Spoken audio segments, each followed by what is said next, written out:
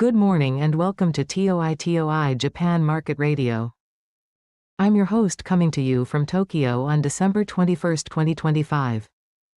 This show is designed for global investors who track Japan exposure or are looking to understand the moving parts in Japanese equities, foreign exchange, and rates. Let's dive straight into what happened in Japan's markets. Thanks for having me. So right off the bat, I should mention that the Japanese market was actually closed today for a holiday. That means no trading in Nikkei 225 or TOPIX, and no real price action to report domestically. But that doesn't mean there's nothing to talk about, quite the opposite, actually. We've had some significant developments over the past 24 hours that are shaping the outlook for Japan as we head into year-end in 2026. Absolutely. And I think the most immediate story for Japan watchers is the Bank of Japan's recent rate hike and the yen volatility that's followed. We also saw some new ETF listings on the Tokyo Stock Exchange, which might signal where capital is flowing. Can you walk us through what actually happened with the BOJ and why it matters right now? Sure. So the Bank of Japan moved forward with a rate hike, which is part of their ongoing normalization process. This isn't the first hike, but it's still a meaningful step because it signals that the BOJ has enough confidence in domestic economic conditions to continue tightening. Now, the immediate effect has been volatility in the yen. Higher rates in Japan narrow the carry trade differential versus other G10 currencies, especially the dollar. That makes yen-denominated assets more attractive and tends to pull capital inflows, which supports the yen. For exporters, that's a headwind because a stronger yen compresses their overseas earnings when repatriated. But for importers and consumers, it's obviously a tailwind. And what about the impact on equities? I imagine higher rates aren't exactly a gift to equity valuations, especially for growth or rate-sensitive names. Exactly. Higher rates tend to compress equity valuations, particularly in sectors like tech or any high-duration growth stocks. The discount rate goes up, so future cash flows are worth less in present value terms. That said, if the rate hike reflects genuine economic strength, wage growth, capex recovery, stronger consumption, then the negative valuation effect can be offset by better earnings. The timing is also tricky because we're near year-end, and portfolio managers are rebalancing, so you can get exaggerated moves. The new ETF listings are interesting too, because they often reflect evolving investment themes. It gives both domestic and international investors fresh channels to deploy capital, and it's a sign that the Tokyo Stock Exchange is trying to stay competitive globally. So looking ahead to 2026, does this rate hiking cycle suggest that markets are pricing in sustained growth momentum, or are there still macro risks that could derail that? I think the market is cautiously optimistic. The rate hikes and new investment vehicles suggest confidence, but there are definitely macro risks to monitor. Inflation expectations, global growth, and especially geopolitical dynamics are all factors that could shift sentiment quickly. And speaking of geopolitics, that actually brings us to another important story. Right, let's shift gears a bit. There's been a lot of discussion around Europe's struggles to establish what some are calling strategic autonomy, particularly in light of the Trump administration's trade and geopolitical policies. Why should Japan investors care about what's happening in Europe? It's a really important parallel. Europe has been trying to reduce its reliance on the US-led global order and create alternative economic and political frameworks. But those efforts are encountering serious obstacles. Japan faces a very similar strategic dilemma.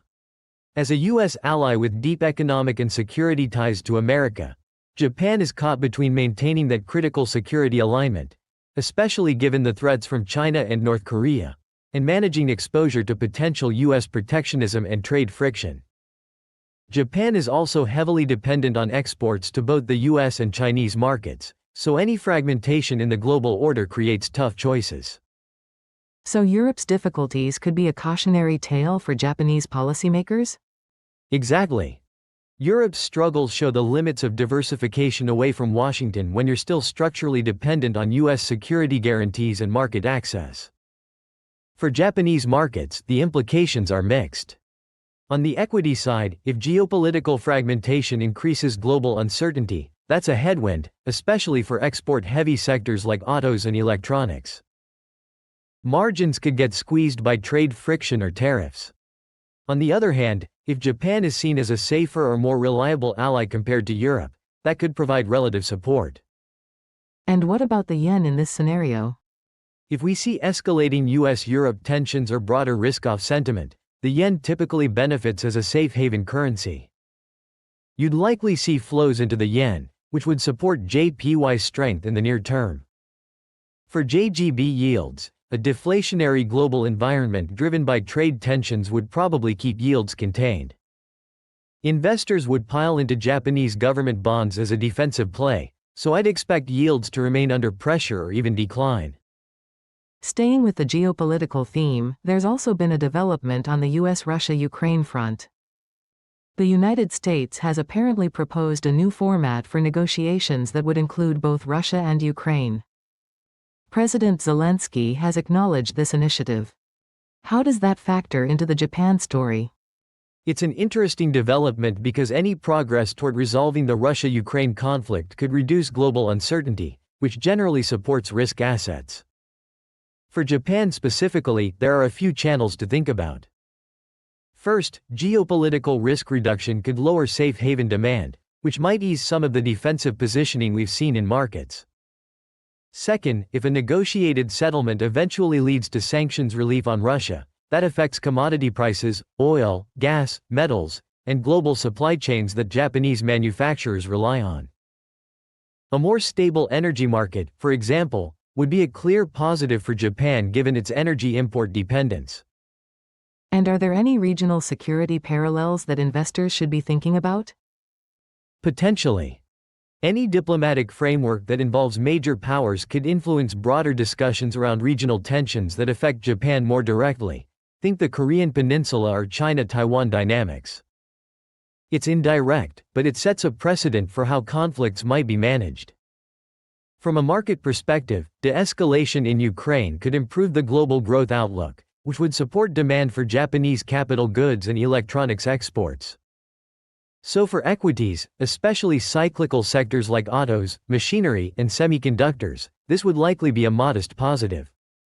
What about the yen and JGBs in this scenario? If risk-off sentiment fades because of diplomatic progress, you could see the yen weaken as investors rotate out of safe haven currencies. But that effect would really depend on what's happening with US rates and Fed policy signals at the same time. For JGBs, I think the direct impact is limited. The primary drivers remain BOJ policy and US Treasury yields. If there's a positive risk sentiment and yield seeking accelerates, you might see modest pressure on JGBs, but I wouldn't expect a major move. Fair point. And I imagine the actual implementation of these talks is still very uncertain. Absolutely. This is still speculative at this stage. We'll need to see concrete steps and real political will from all sides before it becomes a material market driver.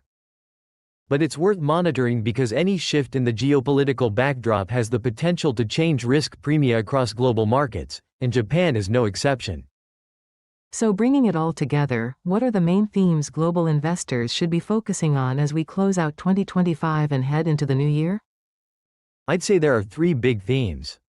First, the BOJ's policy normalization and what that means for the yen and Japanese financial conditions. We're in a new regime where rates are moving up, and that has implications for valuations, currency flows, and portfolio positioning. Second, the geopolitical landscape, both the Europe-US dynamic and potential developments in the Russia-Ukraine conflict, because those shape the global risk environment and Japan's strategic options. And third, the fundamental earnings outlook for Japanese corporates as we move into 2026. If domestic demand holds up and global growth doesn't falter, Japanese equities could do well despite higher rates. But if we get a growth scare or trade tensions escalate, that's a different story. Well said.